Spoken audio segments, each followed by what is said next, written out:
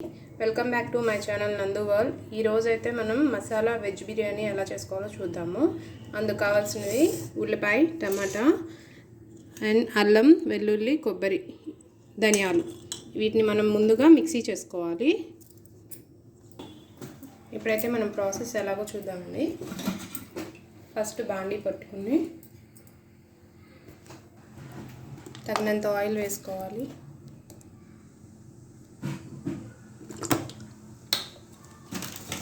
అలాగే ఇందులో కొంచెం బటర్ టేస్ట్ కోసం.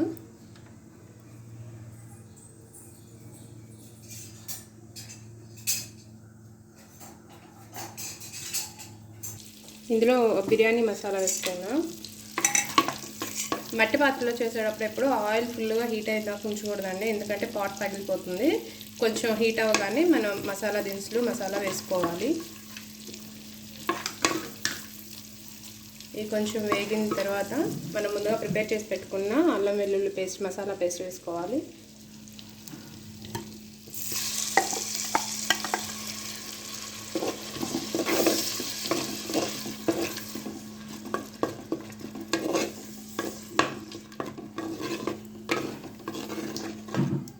ఇప్పుడు ఈ మసాలాని పచ్చివాసన పోయేంత వరకు వేయించుకోవాలి. ఇప్పుడైతే మసాలా వేగిపోయిందండి. ఇందులోకి మనం ముందుగా కట్ చేసి పెట్టుకున్న క్యారెట్, బీన్స్, ఆలు వేసుకున్నాం.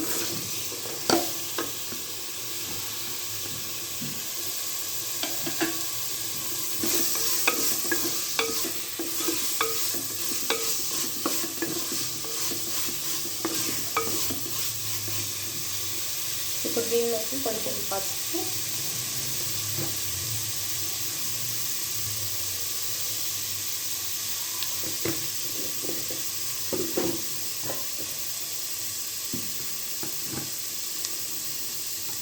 తగినంత ఉప్పు వేస్తాం. ఒకసారి కలుపుకోవాలి.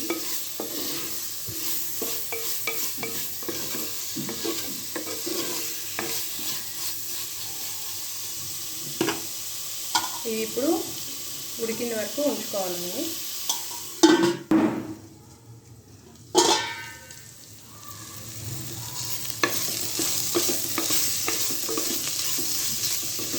ఇదైతే రెడీ అండి. ఇప్పుడు దీనిలో కొంచెం పుదీనా, కొత్తిమీర,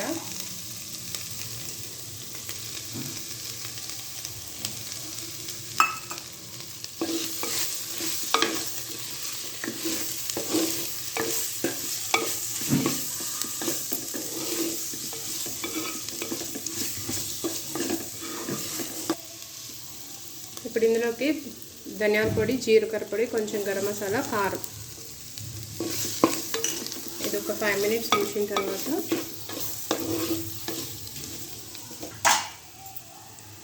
ఇప్పుడు ఆల్రెడీ కడిగి నానబెట్టుకున్న బాస్మతి రైస్ వేసుకోవాలి.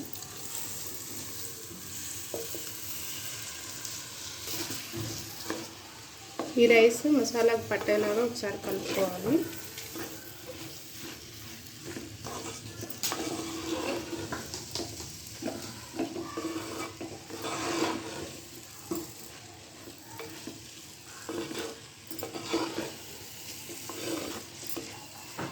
ఇప్పుడు ఇందులోకి వాటర్ పోసుకోవాలండి.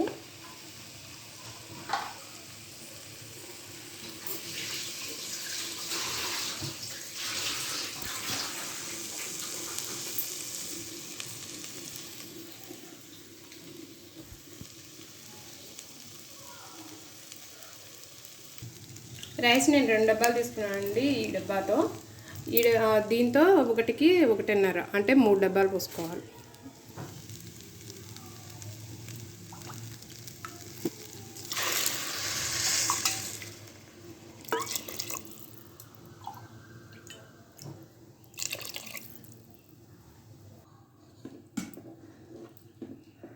ఇప్పుడు ఇది హై ఫ్లేమ్లో 10 minutes ఉంచుకోవాలి. ఆ తర్వాత లో ఫ్లేమ్లో ఒక 5 minutes అయితే మనకు బిర్యానీ రెడీ అవుతుంది.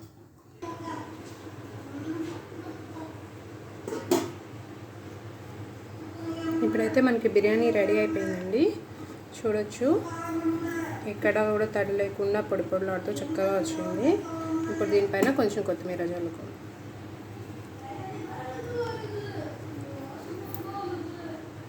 అంతే అండి, ఎంతో ఈజీ అండ్ సింపుల్గా రెడీ అయ్యే మసాలా వెజ్ బిర్యానీ అయితే రెడీ అయిపోయింది.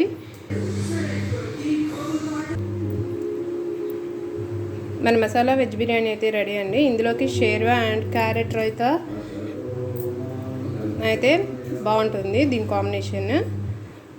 ఈ వీడియో కనుక మీకు నచ్చినట్టయితే please share, like and subscribe. Thanks for watching.